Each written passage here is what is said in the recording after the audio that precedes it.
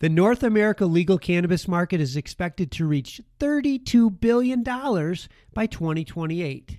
Unfortunately, recent cannabis stock market volatility has made it difficult for many investors to find opportunities to participate. Pure Verde Cannabis is in position to become the leader in the pharmaceutical cannabis movement through technology, innovation, and growth. As one of Oklahoma's top private label manufacturers, Pure Verde is seeking investors to help them bring their A-game business model to other states. To learn more about investing in Pure Verde, their 13 private label brands, and the advantage of being located in Oklahoma, go to pureverdecannabis.com/investors. This is not financial advice, so before making any investment purchase, we strongly recommend that you consult with your financial or investment advisor.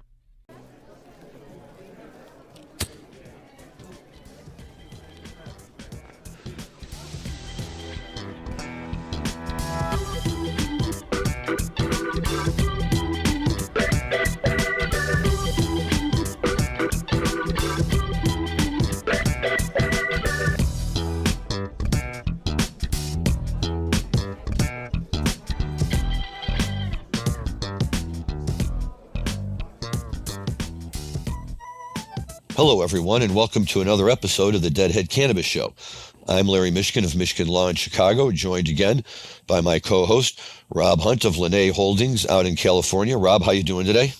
Larry, I'm amazing today. And I got to tell you, people know that we record the show on Wednesday and drop it on Sunday, but today it's kind of, we have to stay topical of what happened today, and it's one of the biggest days announcement-wise, and I can think of in recent memory for cannabis, which we'll get into in a few minutes, and we've got the absolute perfect guest to discuss it with us.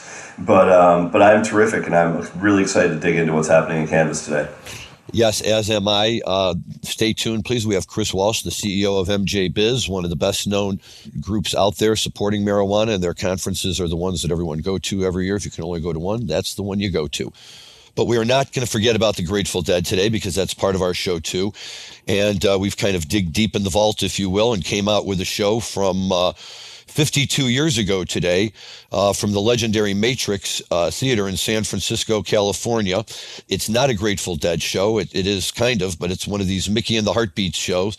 We'll get more into that later, but it's a show of rare tunes, fun tunes, and some great stuff that we're going to talk about after we dive into the marijuana. But Dan, if you just kick us off with the first tune of the day called I Know It's a Sin. It's not a Grateful Dead tune, but Jerry kills it. There she hung, hid in a crack, and I know it's a sin.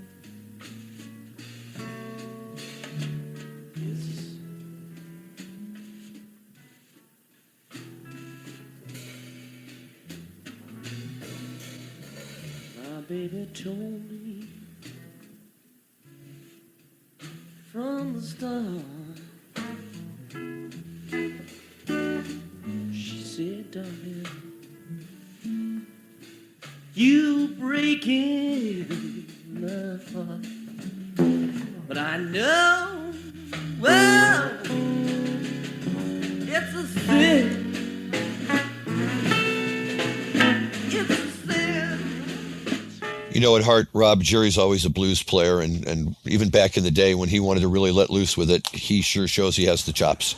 Yeah, and that's such a rare one. You know, that Matrix show, as you said, is unlike almost any other Grateful Dead show, because it's not a Grateful Dead show, but it's certainly one that it's been out there with some really, really interesting improvisational attempts at some songs that they either only covered a couple times or never really played much after that at all. So I'm excited to get into that one in a little bit, but should we talk some weed first?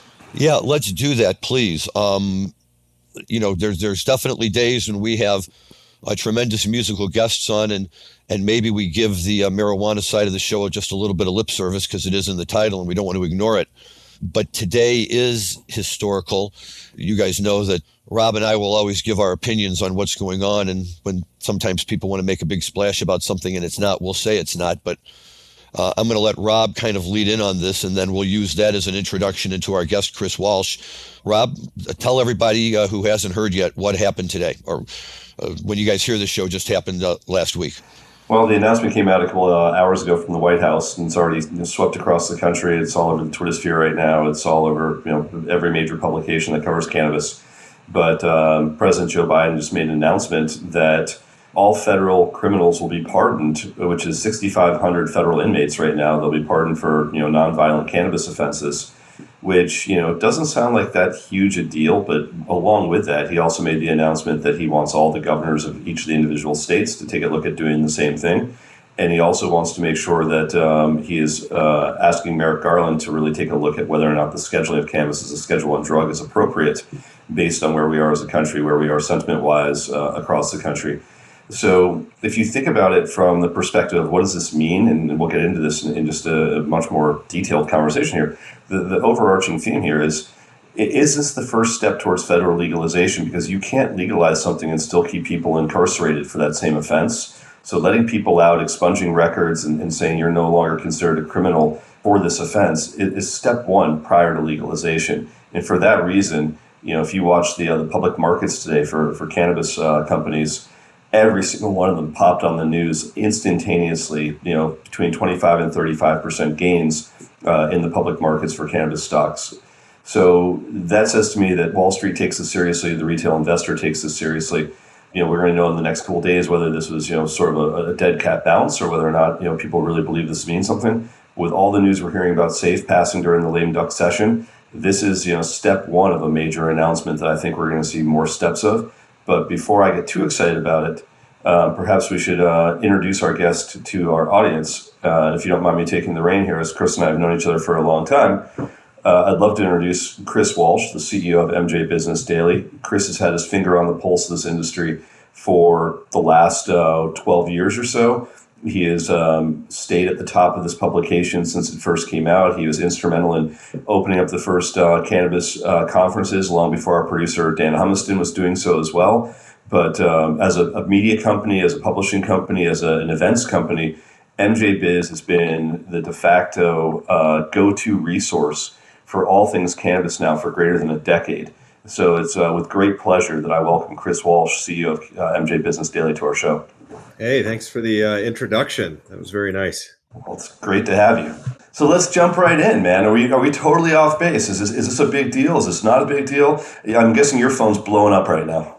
Yeah, I mean, ever since this came out, things have been hectic and crazy. And, you're trying to make sense of it too yourself before you speak about it and make sure that you understand fully what it is and where your head's at. At first, I was kind of, I took a step back and said, okay, what does this mean? You mentioned before that you guys on this show try and give you the straight scoop. I do too. And a lot of times when something happens at a federal level, there's headlines and there's emails and there, Twitter's erupting and you're like, yeah, it's not that big of a deal, right? It's something, but it's not like legalization just happened and one side of Congress passes a bill and everyone seems to think, oh, it's passed, right? And you're like, oh yeah, but the Senate still has to pass it and that's not going to happen. Or it moves out of a committee and everyone celebrates, right? So a lot of change we've seen has been incremental. It all adds up to a bigger picture of moving towards some type of significant reform.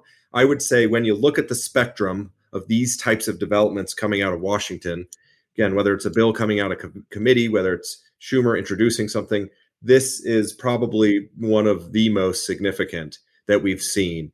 And the reasoning is you've got a sitting president who has unequivocally saying the laws need to change. And I'm going to do what I can through an executive order to start changing these laws.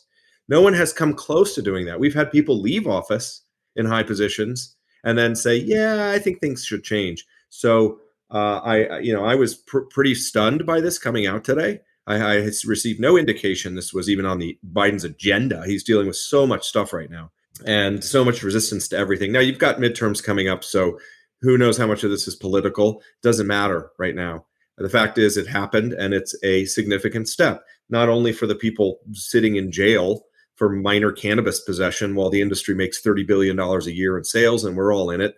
That's significant enough. But from a business perspective, an industry perspective, I do think this is significant. It may not lead to immediate change. I mean, we have stock prices going up, as you mentioned.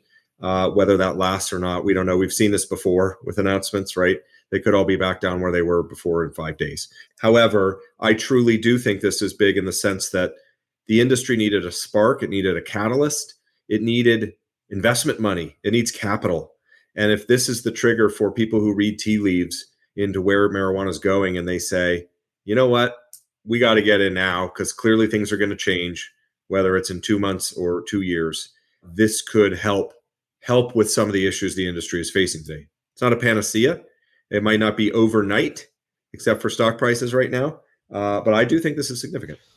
That's great. And I've got two things I want to go back to you with, Chris. The first one, I'm glad you say this about the stock markets.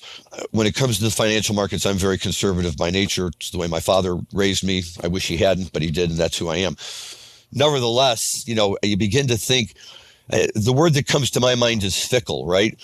People see good news and they go running in and they say, this is going to be great. And this is good news. And I appreciate that. But as you point out, my concern is 3 days from now, they'll hear something they don't like and they'll just as quickly go back in and wipe out the gains or, bring the price back down. And I just don't think that it's a product, a commodity, whatever we want to call it, that the general public truly understands, right? Even those of us who aren't very bright know about corn. Corn is corn. It grows. If it's sunny, if there's good weather, there's going to be good corn and all. But most people don't know about marijuana, and they're taking their money and they're investing in these companies that go up, down. Rob and I just in the last couple of weeks have been talking about how some of these companies are on life support practically. And, even if all of a sudden you get good news and people come flooding in, who's the benefactor of that money? Where is it going? And are the companies that getting the money, is it going to be enough for them to survive as soon as we have another downturn, if that's what happens? I totally share that. And I think having looked at cannabis stocks in the market since they've been in existence, they don't move really on anything that's substantial a lot of the time. Not with every company, not in every case. But yes, there's an announcement like this and they all rock it and they come down, and there's something that isn't a big deal negatively and they all drop. Like, totally get it. They don't move a lot of times on fundamentals. However, how I'm seeing it is, look, the industry needs to go through some pain right now, right? I think companies built business models or revised their business models in 2020 when everything was surging, and they thought that was the new baseline and that was the new benchmark and everything was going to just go 50% up from there. And I think is what you're finding is a lot of companies are suffering unless you're only focused in a new market that you just launched or is still in rapid growth phase. But there needs to be a culling. And I hate to say that, but there were bad business practices. There were companies that were only existing or growing based on investment money and not the business strategy supporting that. And so when that investment money dries up, and I'm not necessarily just talking about public companies, I'm talking about a lot of the private companies that just did not have the structure that could compete when things got bad. And every industry goes through bad times, right? And everyone learns lessons along the way, and some survive those lessons and some don't. I think clearly the oversupply, wholesale price drops, like if you didn't see that coming down the pipe a couple years ago, and you were planning your business again in 2020, not realizing that things could change, you might be suffering more than others. And even good business, well-run businesses are experiencing challenges for sure. So I guess my bigger point is there needs to be some kind of shift in the industry. It's not always going to grow at 20, 40, 50%, tripling every year, right? And there's going to be more competition. And there's going to be price drops, and it's going to be the low-cost producers that can survive. So I think that the investment money I'm talking about too is, the angel investor, the family office, the few that are involved, right? All the other investment money that are not just retail investors, but if those people are reading the tea leaves and are making investments in companies that are starting up and companies that are just trying to survive, right? Or right-size their business, and in companies that do want to expand, all that money's dried up. So if we can get some relief there, purely based on optimism of where this is all going, based on what happened with Biden today, which I think there's warranted optimism that things could change sooner rather than later. And I'm not going to peg sooner as a month or two or 2 years, but when you start seeing signs that things might finally be changing, like you don't want to get in after it changes. So maybe this is enough to convince certain people to put some money into the industry. Not a panacea. It's not going to fix the fundamental problems in the industry. But look, we need some relief right now. We need some happy news. We need some hope. And maybe this is a step in that direction.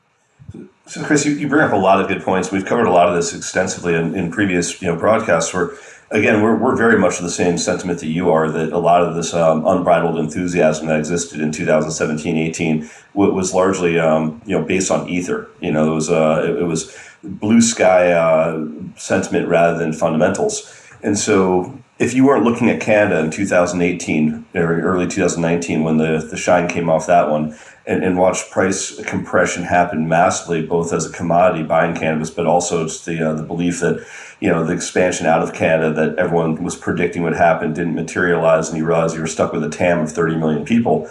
If you couldn't take that lesson and apply it to the United States, you had issues right away. But more importantly, then we saw 2020, COVID hit, cannabis became, was given the designation as what's the word I'm looking for here? Necessity or necessary. Essential business, yep. Exactly, essential business, thank you. And when it was, all the cracks that we saw that were happening in the industry at the time, at the end of 2019, already we were watching, commodities prices, massive price compression. We were watching investor sentiment go away. And all of a sudden there's this renewed lease on life because of COVID and government money just flowing at people and people having nothing else to spend discretionary spending on. So, there's this period of euphoria again. And then obviously with the change of the Senate composition, anyone that wasn't in the industry thought that would be the catalyst to see federal change. I don't think you thought that. We certainly didn't think that. But that was a period in 2020-21 that, people should have been shoring up their balance sheets. They should have been doing whatever they could to make sure that, that they were prepared to weather the next storm. And as well as I do that most companies didn't heed their own warnings. The question I have for you related to that, because you made so many good points, is do you think even the companies that are relatively solvent at this point don't have massive issues still just through counterparty risk of, still having to transact business with companies that are, borderline insolvent at this point? So even if they're running a great business and operationally they're sound, if all of a sudden 6 of their best customers go away because they fail, is the domino effect still, enough to concern you? And you deal with all these companies as clients. So just, thoughts on that? Yeah, I think that's a great point, is that just being a financially stable, operationally stable company that saw where the puck was going, that structured the business correctly, is not enough to blunt all the pain right now.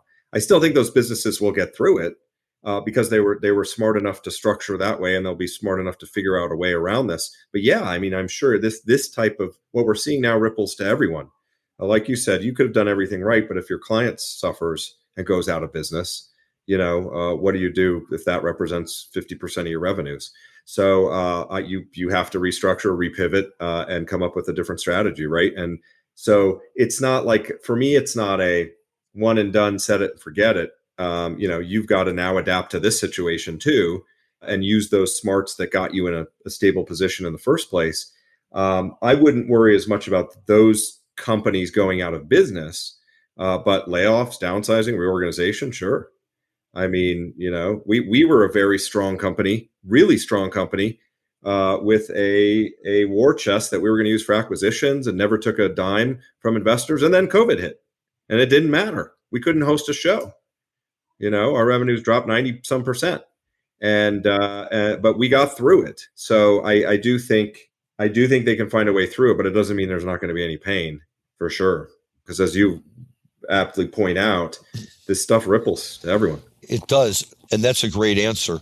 Circling back for a minute, though, to what the news from today and where this might lead the industry, the president has basically said the right things about cannabis, but he himself is not a fan of cannabis. He's made it clear that people working in his administration can have no connection to cannabis. And in fact, an individual who I know, who I just saw recently, who was in town visiting, indicated that he's getting ready to join the Biden administration. And one of the things he had to do was declare that he had had no contact with marijuana for at least the last year and maybe more. And, look, every president's entitled to do what they want. But to me, that doesn't quite send releasing prisoners who were convicted for BS reasons, for not doing really, as we would all agree, anything wrong, is a nice move. But it's kind of like nobody's going to criticize them for that, right? I mean, what are the Republicans going to come in and say these guys are all felons? Probably half of them being released are Republicans. But, that's the issue that we run into. And what I really want to know is this just a political move for that reason? Or is Biden really prepared to take that step, even though he personally doesn't seem to share in the philosophy that we all agree in terms of, open and available marijuana and markets and all that? Yeah, I don't know. My dad was a longtime White House correspondent for U.S. News and World Report, and we were just talking this afternoon about this. And, the question we both were discussing, he covered a lot of presidents, and it's like, how much of this is, hey, maybe his views have actually changed. A lot of people's views have changed, so we can't just say, no. I mean, how many people have you met in the cannabis industry who were anti-cannabis or ambivalent about it before? I've met a lot who changed their mind, right? And including politicians, as we all know, again, that have left office and that are the John Boehners of the world that are all of a sudden chilling for cannabis. For whatever reason, it's not unheard of for people to shift their views. However, yeah, you could absolutely say this is all for political theater. We've got midterms coming up. We've got a lot of issues. He's unpopular right now. I don't care the reason right now, to tell you the truth, as long as something's going to be done about it. And I think what stood out for me is I made a LinkedIn post and I just saw something and someone said, well, do you work for Biden? Because I was lauding this. And it said, he didn't say unequivocally or forcefully anything about cannabis. He didn't take any actions. Well, guess what? Releasing federal prisoners in jail for minor marijuana possession is an action that is significant to those people and a lot of people who are in the industry and a lot of people who have been waiting for these wrongs to be righted. So it's absolutely a tangible action that he just took. But what's encouraging when I look at going forward, and I don't want to overhype this, I could be wrong and I'll admit that. Does this just flutter to the background now and nothing comes of it? Maybe you put your money there. I wouldn't criticize you for doing that. But the fact that he is saying the laws make no sense. That's what he says. It says it makes no sense that cannabis is a Schedule I drug with all these hardcore drugs, right? That makes no sense. So, I don't even know what the path forward would be for rescheduling to every detail and how that would have to occur. Haven't looked into that for a while. But, if he's directing officials to look into this again and is basically saying it should be rescheduled, which is what I took from this development, I do think that is significant for the president of the United States. Now, what type of opposition, could he really get anything done? I don't know. But when we talk about how change is going to happen, it's never one thing. It's all these things. It's the bill getting out of committee. It's one house out taking it up for debate. It's one side of the house, passing it. We've seen how this plays out. There's maybe 15, 20 steps that need to happen. This is an important one. So let's actually look at that for 1 second, Chris, because obviously, leaving Schedule I is one thing, but going down to Schedule II, Schedule III, Schedule IV, we've talked about this for years as part of the industry. That doesn't help us. Going down to Schedule III and all of a sudden the FDA goes, okay, we're going to pick this up now. Now we have to go through double-blind placebo studies. We've got to go through all the same things that forward-thinking drug development needs to do. And THC now is going to be considered a pharmaceutical ingredient. Then they look to drugs that have already been manufactured, whether it's Marinol or Dronabinol or any others that have come out that have got synthetic or an analog THC variant, and who actually owns those. Whether it's GW Pharma or any other pharmaceutical company. You think about the chain of custody issues, all the other things that go along with this. I've heard so many people say, "Oh, if we could just get to Schedule III, then we could study this thing." I go, guys, if you go to Schedule III, the FDA picks us up, and every bit of our industry is illegal again. So when you talk about this, and I hear Biden's announcement, and I've got hope, but the other side of me goes, does he understand the issue well enough to realize that if he goes to a Schedule III designation, that's more disruptive than keeping things at Schedule I for where we are as an industry? Well, I don't trust politicians to understand anything about any industry in a meaningful way, right? So I'm not saying that they're going to understand what they're doing. When they regulate it, just like we've seen with hemp and CBD, Like, they don't know what the hell they're doing. What I would hope is that, he didn't just come out and say, yeah, this should happen right now and I'm going to make it happen. He's saying, let's look into this and make it an urgent priority. Hopefully that will be taken into consideration. But my thinking has always been, regardless of where it ends up on the schedule list, it's not going to operate like it's just not going to operate like that, because, okay, so cannabis goes down to 2 or 3 and all of a sudden it's illegal. Like, that's not we can't put it back in the bottle, and the government can't just come out and say everything's illegal now. Like, there's no support for that, right? Especially with how many states legalized. It's going to have to be a weird path forward. And I don't know what you can do in confines of the law at each schedule. And I know there's things currently in there now, but this is a different situation. And so I don't know how it would play out, but I just can't imagine a move that would, the government would never be able to enforce it anyway. It's just going to shut down the thing because the FDA is going to spend 5 years researching it. And, I just can't see that happening. I really can't. I mean, they didn't even enforce it. I mean, it's a Schedule I drug now and they haven't enforced anything. They've enforced 280E. I guess my point on that is that if you're enforcing 280E as a Schedule I or Schedule II drug and you're not allowing businesses to take standard business deductions as a result thereof, that enforcement alone is enough to essentially keep this industry in the long term as an untenable industry. When you think that we're still borrowing money at 15% coupons, and that's if you don't even have to give up warrant coverage on top of that, right? So you're already facing off against just really, really high interest rates. And then you couple that with the tax burden that between the two, I mean, the reason that the industry, and you brought it up earlier, we do $30 billion a year in top line sales in this industry, yet there's almost no businesses inside this industry that are profitable. And it's not because these guys aren't operating good businesses. I know a ton of great operators. I know a ton of guys that have done absolutely everything they can within the confines of the regulations they've been given, and they still can't make it work because what they're facing off against is nearly impossible when everyone's got their hand in your pocket at the municipal level, at the state level, at the federal level. And the combination of 280E, because it's a Schedule I drug, and the lack of availability to decently priced capital makes it nearly impossible. So, we haven't enforced cannabis as a Schedule I drug, but we certainly let the federal government reach into the pocket of every operator and exact as much of a toll as they possibly can. But yeah, I think that's why this is a multi-pronged approach. It's not going to be one bill. It's not going to be one move that the president does. It's not going to be rescheduling. It's not the Safe Banking Act. Like, nothing's going to fix everything, right? And that's why I was not happy with this bigger legalization bill by Schumer when they were coming out against the banking bill, which I'm sure you've talked about lots, right? That to me was, I could not believe it when I heard that.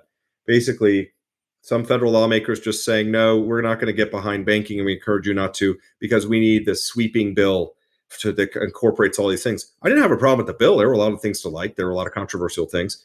But this is how this is how things are going to change, right?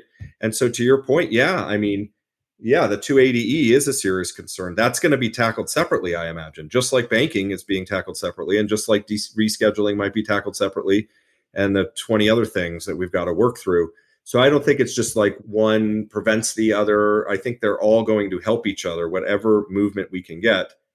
And, if this then leads to some other pardonings in other states by governors, that's just another move, right? Not a direct impact on the industry, but when you start adding all of these things up and what we've seen in the last 10 years, I didn't think we were going to have a recreational industry. When Colorado and Washington legalized, I remember thinking there's no way the federal government's going to let businesses crop up. I literally thought that. I was completely wrong, but I was like, there's no way, and so all these things are adding up. And look where we are today because that happened.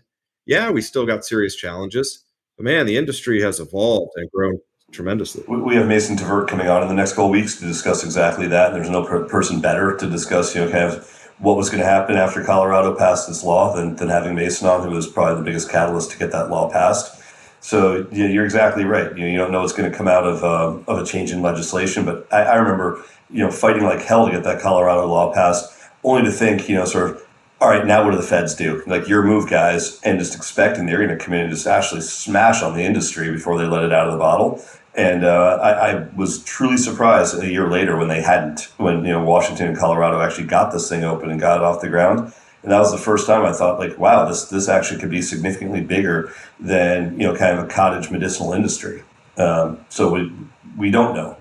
So let me ask you the $1 million question that everyone at Benzinga a couple of weeks ago was asking, and every banker I was talking to, we were sort of back channeling and pressure testing it against them, which is if SAFE passes, and there's a lot of talk. I mean, like you said earlier, it's passed the House 7 times. Every time it does, I start laughing and go, yeah, good luck. It's not going through the Senate. Like, stop getting excited, guys. Like, this is, the sequel, like SAFE 4, this time it's different, and so I've always kind of poked fun at it, but this time I actually do think it's different. It's the first time I've ever thought that it's going to get through. I think it gets tacked on to either the Defense Authorization Act or some other must-pass piece of legislation. If it does, will that have the impact that we think it's going to have? And do you think banks will really start opening up and lending? And if you do you think it's going to be the majors, the minors, the regionals? How do you see this happening? Does SAFE pass, and what does that mean? Yeah, I mean, I agree with, and you're closer to it than me, but in all my discussions with people in the industry that are the closest to this situation, the optimism now is as high as I've ever seen it for this to pass. When 5 months ago it was dead, right? And I actually predicted end of last year that nothing would happen on this because of the resistance within the Democratic Party federally, right? So things can change quickly, as we all know. So I'm actually, based on what I'm hearing, I'm not talking to the lawmakers myself, that there's a lot of optimism, and that we could absolutely see something in the beginning of January, towards the end of the end of this lame duck session, and that that would usher in another significant development. What it means, I'd love to hear your thoughts too. I think no one really knows. I think at this point, all of this is uncharted water. I think it would likely take time. I think there would be a lot of immediate impacts for the industry. I think there would be immediate impacts, again, with the hype, with the people buying into it, investment money coming in, mainstream companies. I think that would absolutely happen right away, and that would be sustainable. That wouldn't be like is that going to last? That would last. In terms of how the banking situation would evolve and how quickly, I don't know. I imagine, that their banks are banks. Like, they're going to have to look into everything and, see what the impact would be in the stipulations. I absolutely believe they would get there, both mid-size and big and the majors. Is it within 6 months? Is it within 2 years? I don't know. That's all great. And I love hearing that kind of stuff. And, Rob alluded before, on this show, we're usually of the, I'll believe it when I see it frame of mind. But nevertheless, we have to look at it. So the second story that we were going to talk about today is very relevant to this, because there's a growing number of Republicans who, are part of the House caucus or whatever they call themselves. And they're now beginning to push the idea that there's no place for legalization of marijuana in this country, that, it goes against everything. They're not saying it's part of the woke culture, certainly, but they're suggesting that it's evil, it's bad, it's going to ruin children.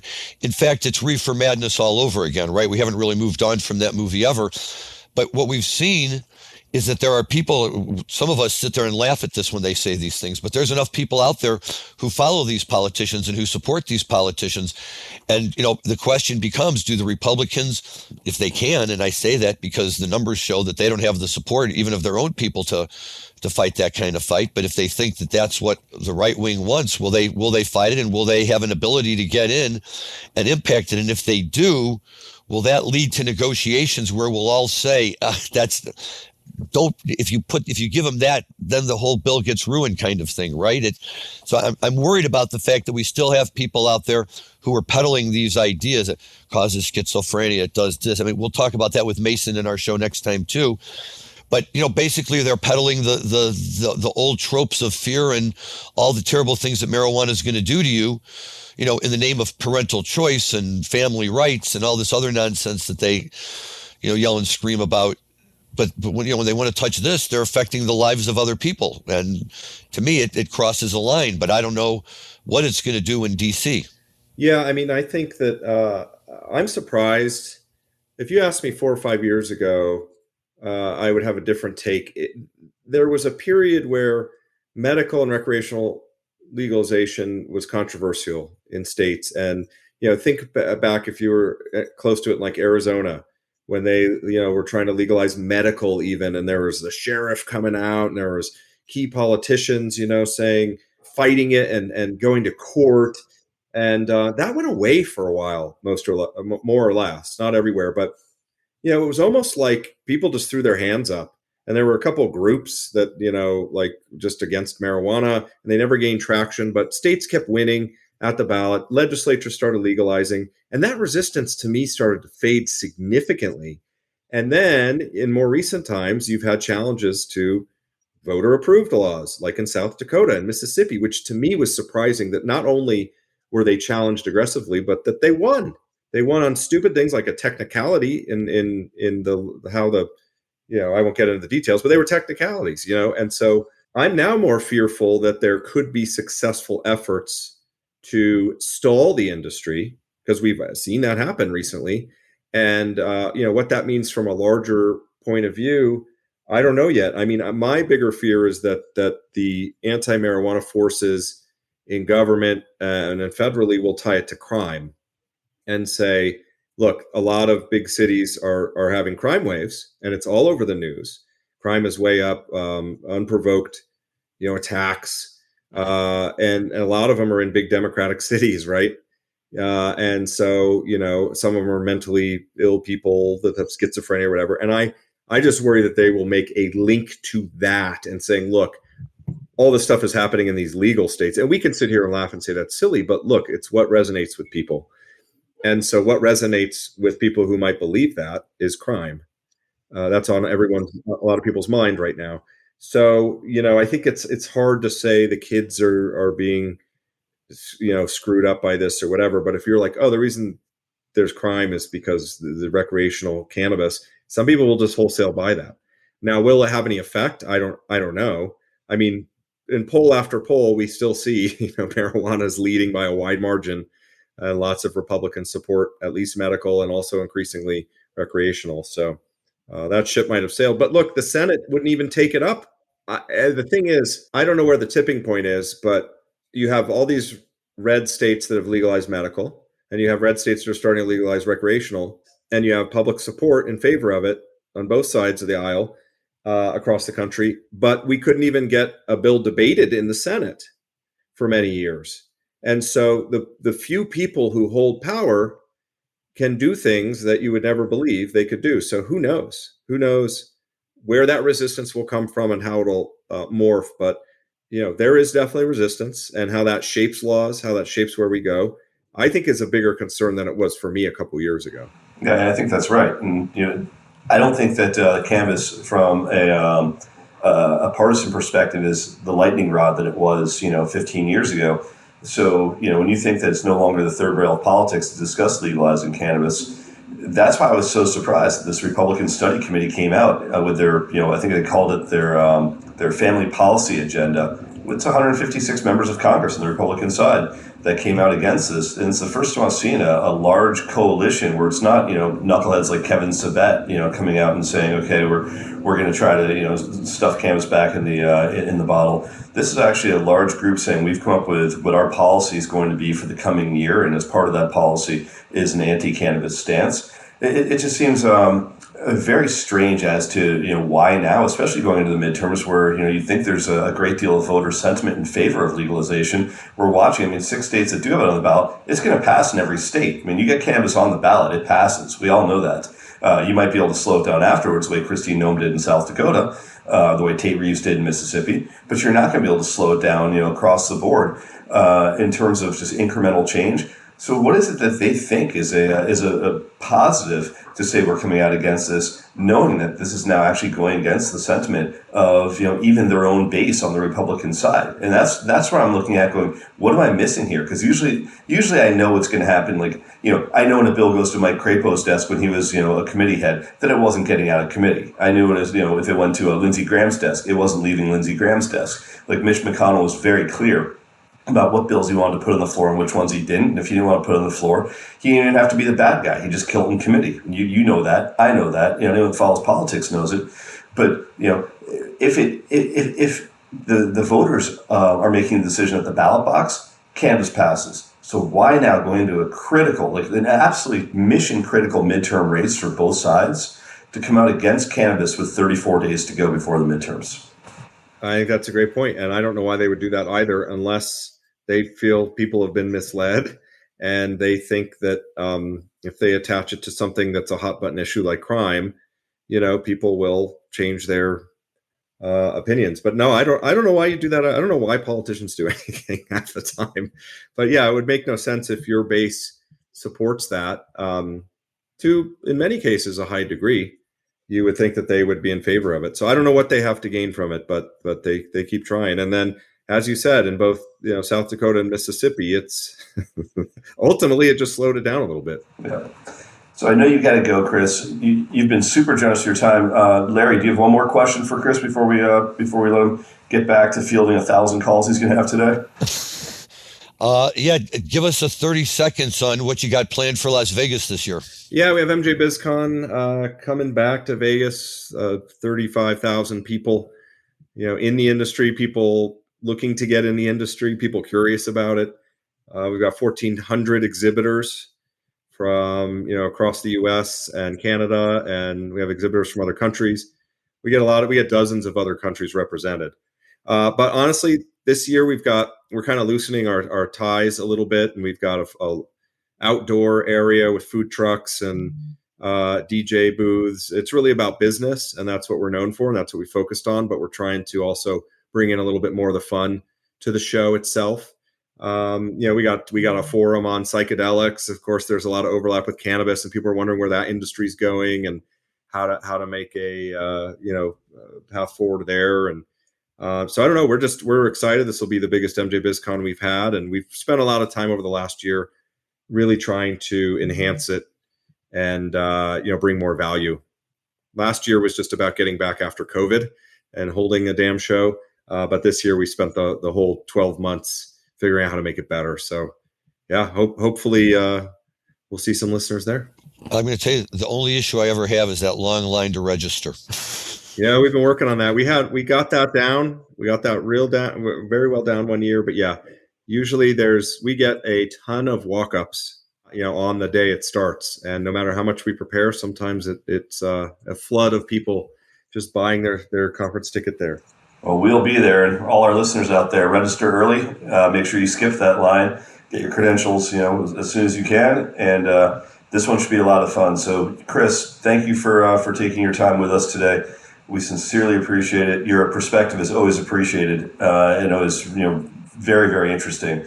So excited to see you at the end of the year in Vegas. Hey, thanks, guys, and love hearing your perspective too. I never claim to be right on things, so I like to get everyone's thoughts, and then we see. In cannabis, you can't be too optimistic about what you're predicting because you could be proven wrong really quickly. Absolutely. Well, thank you, guys. Cannabis is changing fast, and you don't have time to waste. MJBizCon gives you the tools and connections you need to survive and thrive in 2023 and beyond. Join us in Vegas, November 15th to the 18th, and you'll find 35,000 power players in cannabis, 1,400 vendors who will fuel your growth, and fact-based insights on election results, growth projections, regulatory reform, and business management.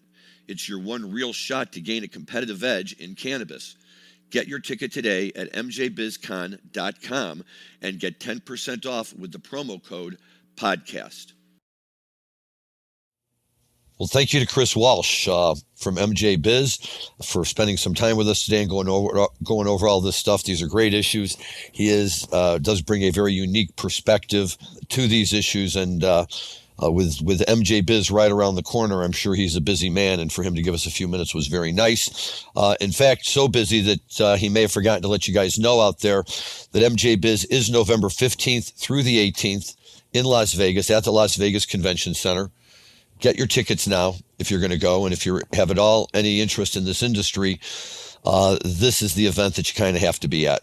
Otherwise, you miss the great opportunities to meet people, to hear what's going on, and to really have any chance for advancement. So, and if you're out there, please come by and watch us as we tape our show out there.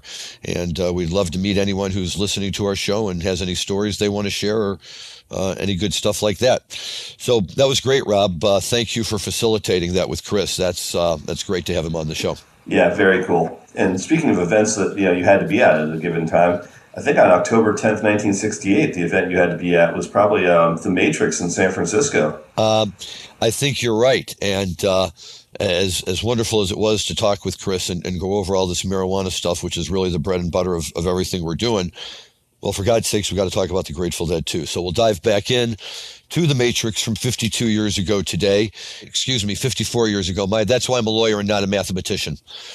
But in the fall of that year, Pigpen and Bobby had been temporarily fired or released from the band for any one of a number of reasons. There were some musical issues with Pigpen. Bobby, they said, had some stubborn pride, but there was also some talk that they were getting lazy about going to practice. So when they decided to play, it was Mickey and the Heartbeats, and it was the two drummers, Jerry and Phil, and off they went.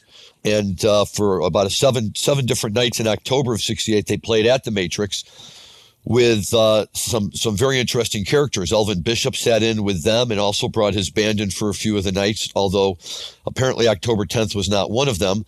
The same with Jack Cassidy from Jefferson Airplane and later Hot Tuna, who did play, we know, on October 8th, but there's no confirmation of him playing with them on October 10th. But it is rumored that Paul Butterfield may have also made an appearance or two.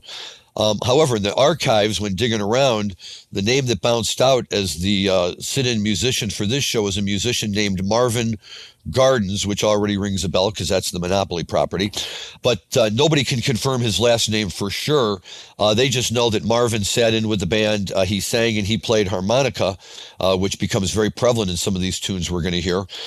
But the notes also indicate that there was a band called Marvin Gardens at that time, led by, I assume, a woman named Carol Duke. It was an emerging gay band, one of the first bands that was going to come out in the San Francisco area with a gay identity behind them. Although I don't think that that's the group that the boys were working with that night. So we're going to go with Marvin with his singing and harmonica, which is a bit of a bummer, I admit, because I thought that this was Pigpen playing the harp, but it's not. But Marvin, I think, still kills it. And let's dive right into our next clip, which is, and you're going to note a lot of these songs tonight are jams of one kind or another. This is the Rub jam, and 30 Seconds Behind the Rub. It was a Lightning Hawkins tune from 1964, which the Dead also played called Ain't It Crazy, with Pigpen singing the lyrics. And it's a really funny kind of tune that, they sang right along, and, you can make some double entendres with it if you want. But this version is just jamming. There's no singing, I'm assuming, because Pigpen was not there. But this is really, really great. Dan, go ahead and hit this one for us if you could.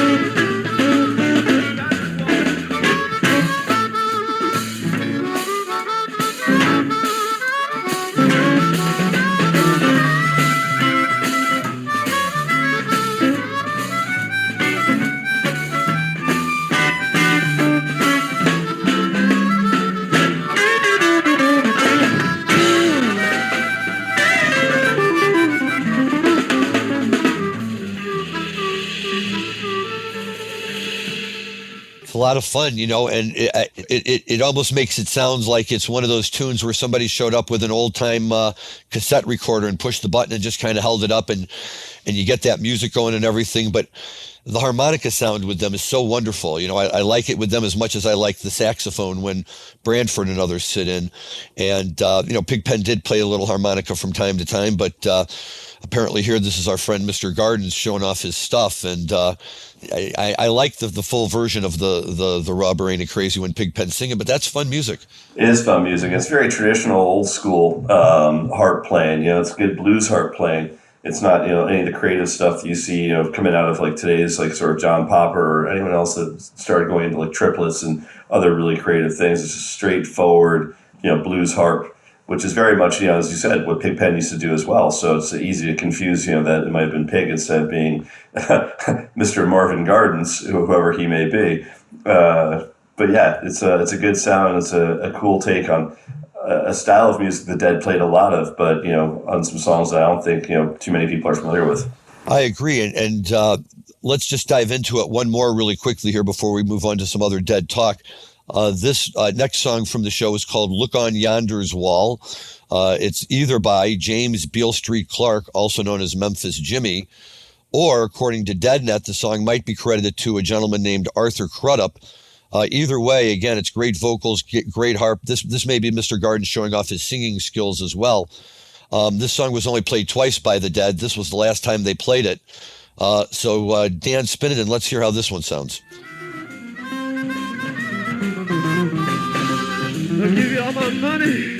You won't treat me right. You take it, baby, and you walk the cold streets at night. So you look over yonder's wall, hand me down my walking chair. I got myself another woman yonder come. You're no good man.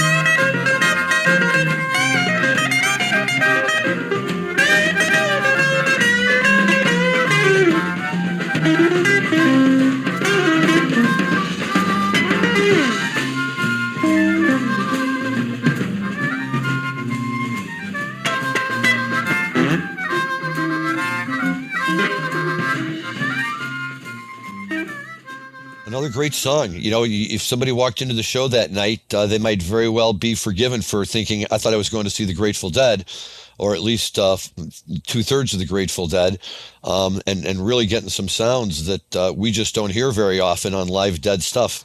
I think that's important to note that this is during the height of the Grateful Dead's psychedelia phase. So this wasn't happening, during a time where they were, primarily playing as a blues band. Pig had his blues tunes. And, we always think of the roots of the Grateful Dead as either being, sort of improvisation or, blues improvisation. But this isn't the era where they were doing the Americana. It wasn't the era where they were doing country. It wasn't the era this is right in the middle of, their Dark Star St. Stephen the 11 Love Light period. So to hear this much blues coming out, and when you talk about Elvin Bishop sitting in during this run or for part of this run, there's your sort of classic blues guy that they like playing with. So it to me, it just shows off the versatility of the members of the band, because when you switch genres, from one genre to another and do it consistently, the way that the Grateful Dead would do on most nights, switching back and forth between, from a Dark Star to a Mama Tried, those are completely different styles of music and different styles of emphasis in your music. So again, it's really cool, especially on Garcia's playing, to listen to how versatile he was, even at an early age. Yeah, it's really wonderful to hear, and it gives us all sorts of background that's excellent. A couple of other music things I think just worth noting here before we dive back into some more clips. Unfortunately, we learned that Loretta Lynn recently died, the coal miner's daughter, who may have been at her peak of popularity, other than her kind of re-rise after the movie came out. Probably a few years before, many of us in our contemporaries were listening to music, but certainly her voice and her songs are something that many of us have heard and know a lot about. And I think it speaks volumes that, upon her death, the quote that really caught my eye came from none other than Jack White, who might be on the opposite end of the spectrum from her in terms of music. And Jack said, I said 20 years ago, I thought she was the greatest female singer-songwriter of the 20th century, and I still believe that. She was such an incredible presence and such a brilliant genius in ways that I think only people who got to work with her might know about. And when I hear that, that's no small praise. First of all, Jack White is he's a no-nonsense rock and roll guy. He's, if he gives his opinion, he means it. And think about all of the amazing female singer-songwriters that have been around, in the 20th century. So many of them. We could go on and on, but certainly Joni Mitchell comes to mind, and Chrissie Hynde, and so many. And yet, Jack White points to Loretta Lynn. What are your thoughts on that? I don't know Loretta's catalog nearly as well as a lot of other musicians that we cover, but I'm a huge fan of Jack White. I'm a huge fan of him in the Rock on Tours and the White Stripes and almost every other iteration that he's done. And I look at that guy as, probably in my mind, the most talented guitar player of the new generation. No disrespect to John Mayer, but I think Jack White is pretty exceptional. So for him to say that, that's someone that one of the reasons I love Jack is, again, he's really versatile in what he's able to do and what he covers. And I know he's a student of music. So, that's pretty huge praise.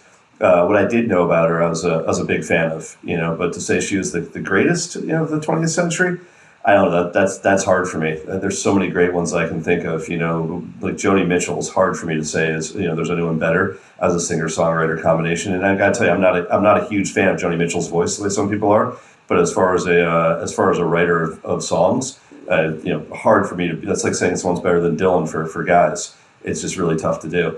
But yeah, I mean, look, she'll be missed, and she was a terrific artist.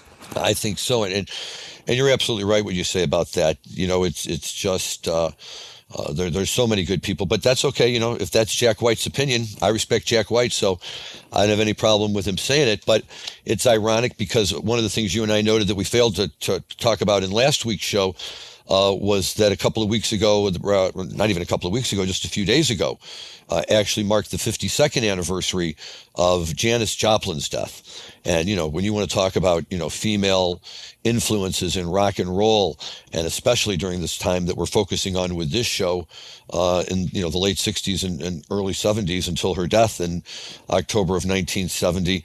And, on the female side, and with all due respect to Grace Slick, there may have been nobody bigger on the scene at that time than Janis Joplin.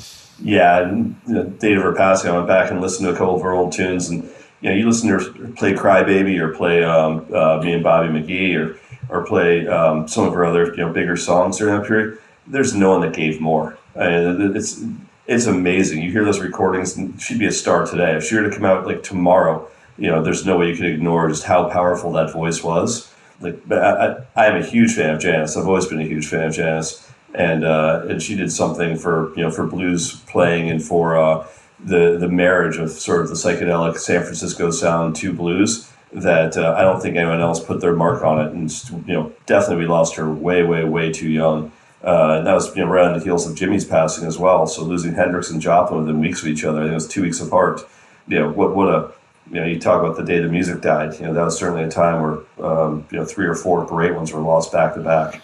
It's true, and we can only wonder what it would have meant for rock and roll if any of them or all of them had, survived and, been able to, to continue to make an impact and where things would have gone. But yeah, Janis was a talent with a unique voice. When you walked into somebody's dorm room and they were playing Big Brother and the Holding Company, you knew it right away because, you'd hear Janis's voice, and that just was so much and so beautiful. And I love, the Bobby McGee and the stories about when they were on the Canadian train trip, how she sat with Bobby and Jerry and, really kind of worked out the way she was going to sing it and present it. And, she was, and her relationship with Pigpen is well known and talked about. She was a real part of the Dead family, and certainly at the time of her passing, it was mourned by the Dead family, and we know that that's what led to such a beautiful tune like Birdsong. So certainly miss Janis, and worth noting that it's been 52 years, which is kind of scary. One last note I just want to throw in here really fast because for me it's like Christmas. Yesterday, I got my new box set of In and Out of the Garden and have already been listening to it nonstop, and it's just absolutely amazing. I knew the 83 shows that I were at were going to be great. I just hadn't heard them in a long time that clearly, so I had to go back and listen to those first. But the 81 and 82 stuff is amazing, too. They were just really playing well at that time. It's a venue that they love to play at. And I'll tell you, I get that you can download everything off of archive or re-listen or any of that stuff, and it's all there. But, the time and the effort they put into this, to the artwork that goes in with all of this is just great, and I love it. I just, take it out and hang it up all over my house. And this one, the book that comes with it has has postcards that you can tear out and send to people. It has stickers you can peel off, and then another page where you can push the stickers on. It's like a tripper's delight, I mean, it's just great. Drop a couple of doses, put on, I think it's a total of 17 discs, and you can really have a weekend for yourself. But, I love it when they do releases of shows that I was at, and these shows were absolutely fantastic. So if there's anyone out there, and it hasn't sold out, which just amazes me that it's still for sale. If you're looking to drop money on Grateful Dead music, this is where to do it. Way to rub it in again that you were seeing the garden shows 5 years before I got to you, Larry. I look back at those garden shows and wish I'd caught the 83 and the 84 runs. So, nice that you were there, and definitely some great music. So a little bit jealous, and, applaud the Grateful Dead for continuing to put out these great box sets. I don't think we've seen the last one, and it's just amazing that they're still doing it. And by the way, even more amazing that they're still doing it on CD, where I'm thinking like, I haven't owned a CD player in years, but obviously there's enough guys out there that still love the medium and look forward to box sets from their favorite artists. So, for that side of it, I mean, I almost thought about getting a CD player just so I could go back and get all the remastered discs and all the remastered music. But, and I know you're a huge fan of all the liner notes and of all the explanations and everything else that goes along with a box set. It's not just the music, it's the package. So, if you're looking for that great Christmas gift or a great birthday gift for friends, we're always a huge fan of sending box sets, or, not, for that matter, receiving box sets. So have at it. You don't have to ask. If you know somebody who likes the Grateful Dead, will they like it? Yes, they will like it. They'll love you. It's absolutely tremendous, and I recommend it to anybody because it was an important part of their career. And we've never really taken the time to focus on St. Stephen, and maybe we'll do that one day and have a show where we focus on that tune and what it really meant to the band and what it really meant to the fans, and what was going on in their mind in terms of how they would play it and stop and play it and stop and then play it one last time and then, stop. They still played 12 more years after that, but for whatever reason. I know every time I walked into the garden, there's someone I'd be with that would be like, "Dude, do you think you're gonna play St. Stephen tonight? Like, it's the garden. It's the garden." And you're like, "Look, man, like just because they did it once, don't think it's going to happen again." I think they probably played 50 plus garden shows after the last time they played it. So, definitely a unique treat. And I'm sorry I never got to see the Grateful Dead play at St. Stephen. I've certainly seen quite a few other ones since then, but never one where Garcia played it. There's a lot of songs we're talking about tonight that I never got to hear Garcia play either, including the 7. So maybe we talk about that one for a quick second. This is, quite frankly, this was the tune that sold me on this show. I have to admit, I had never heard of the 7 before. I'd never heard of it as a tune that they played or very much about it at all. And it's like the 11. Its name is indicative of its time signature. The Dead only played it 4 times, all in the late 1960s. I think I saw that Phil picked it up once, and maybe Dead & Co. picked it up once. But it's very similar to the 11, that it's primarily an instrumental piece.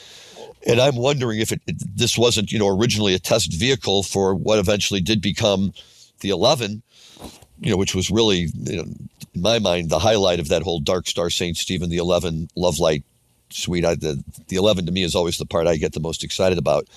And of course, because Deadheads do this kind of thing, one Dead columnist pointed out that the song may have been written because during this period of time, Tom Constantin had joined them. So they actually had 7 members in the band, assuming that Pigpen and Bobby came back in their good graces.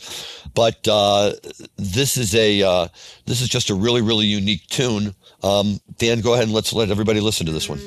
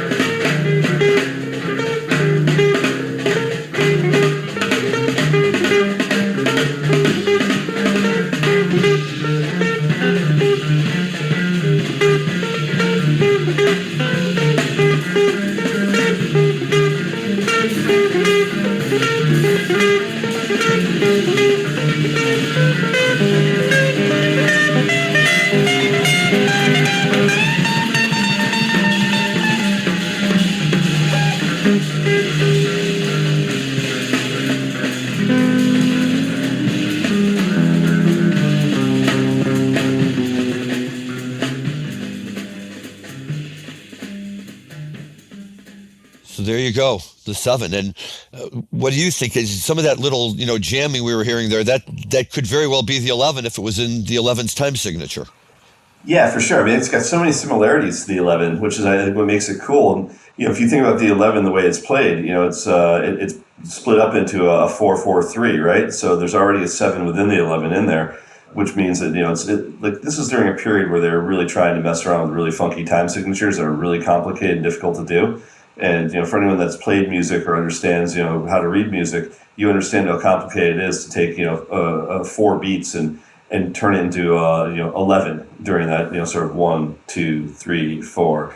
So to do a 7 4 time or do 11 4 time, it's tricky stuff, and it requires really like mental gymnastics on how to play your instruments. It's not usually split up into 7 and 4. It's split up into like 4 and 2 and then 3 and 2, type thing. So it's complicated and really, really unique. So I love hearing it. I love hearing the experimentation. Yeah, and when you talk about that, I think that what people need to stop and consider is that during this period of time, it was experimentation, but these guys again, had the reputation of being hippies, LSD takers, and yet they were playing music that in its technical nature, stripping away the veneer of LSD and all of that they get. This was just really complex, complicated music. And if you think about what was all going on in their brains at that time, the fact that they could keep it all together and play it, I think is absolutely impressive. And in a minute on our way out, we have another jam, this one from the 11, which is just another jam. Jerry does not get into the lyrics. He doesn't have Bobby there to sing them with him. So I'm assuming that's why. But again, it's just indicative of the level, the talent that these guys brought to the table that sometimes get lost because everybody was just having such a good time tripping and hanging out and enjoying it. Yeah, that's absolutely true. It's definitely true. So really, really unique show you picked out today, Larry. It's so much different than a lot of the stuff that we listen to on here.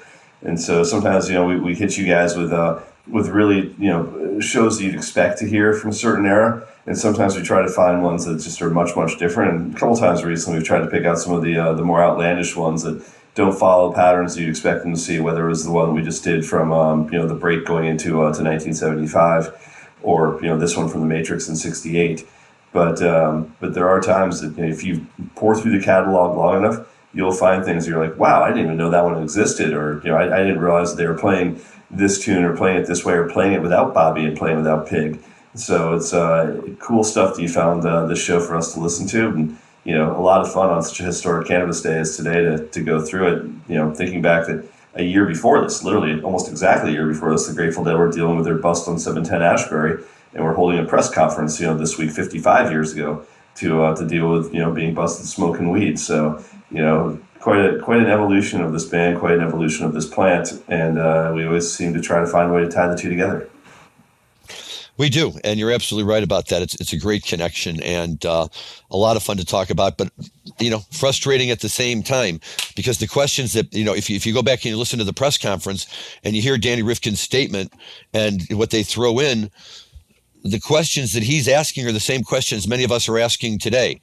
How is it that something that's so universally known to be positive and beneficial is something that those in law enforcement choose to enforce? And when they choose to enforce it, why is it that they choose to enforce it against, the people that kind of, give the image of promoting the use, the hippies and the musicians and the people like that?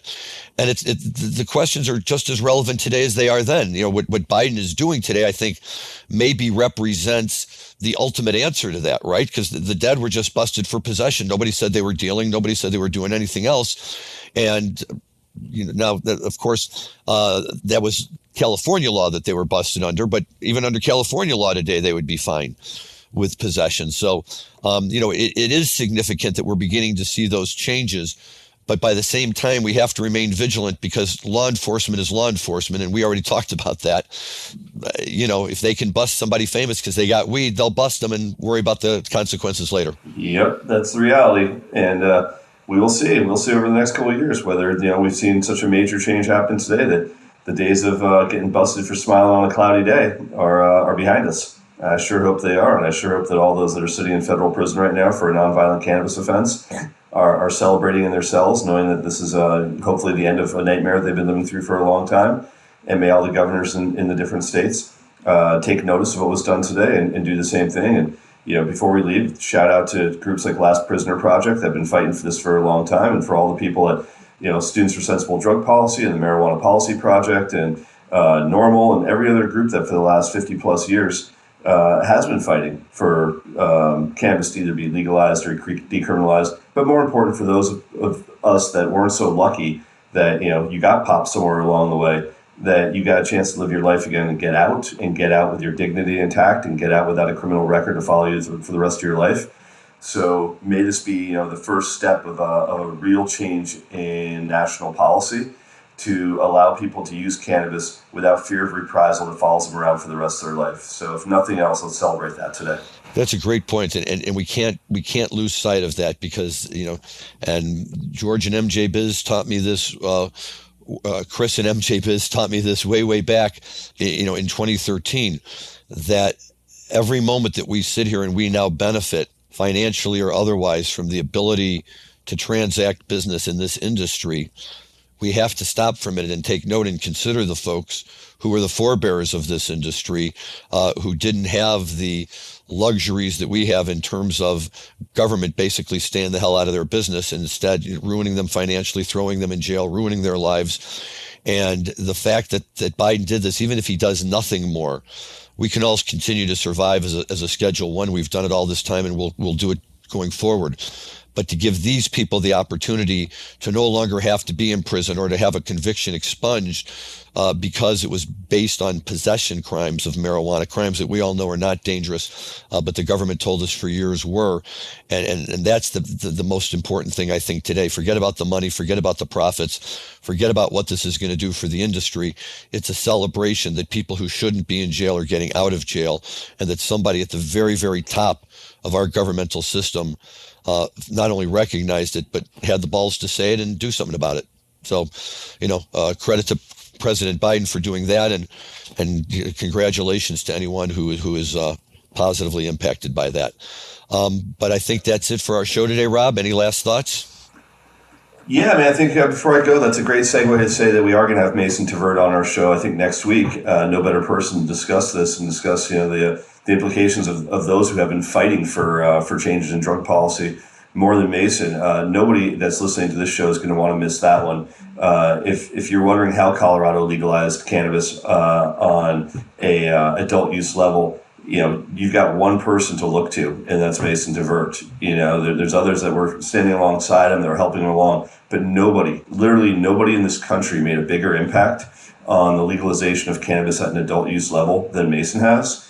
And the fact that he's going to come on and talk to us about it and really talk about what today's announcement means going forward from his perspective, don't miss that episode. It's going to be a lot of fun. I'm so excited to have him as a guest on the show. The same way I was so excited to have Chris Walsh as a guest on our show.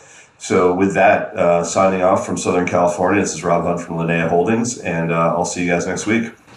Thanks, Rob. Yeah, Mason is amazing. And besides his impact, I first got to know him because he's a co-author of a book that dispels every myth about marijuana out there and gives you footnotes. So when people say, yeah, what's your proof? You've got sources you can turn to.